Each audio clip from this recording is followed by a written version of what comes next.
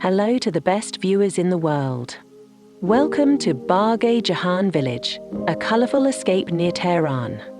If you're in the capital and love exploring, this charming village is perfect for a weekend getaway. Especially in spring, when nature is in full bloom, it's the ideal time to unwind from the hustle and bustle of city life. Barg-e Jahan is a peaceful, mountainous area with stunning orchards and rushing rivers. The fresh air here is something you have to experience yourself. Join me on this delightful adventure as we explore some of the village's attractions, like the Barg-e Jahan waterfall, Hale Doktar, Maiden Castle, and Hamirei Cave.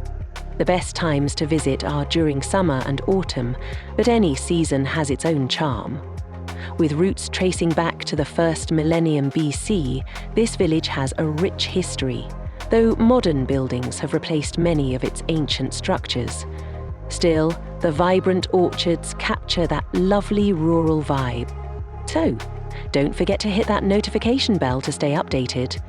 Share your thoughts in the comments, tell your friends about this video, and subscribe to our channel for more adventures.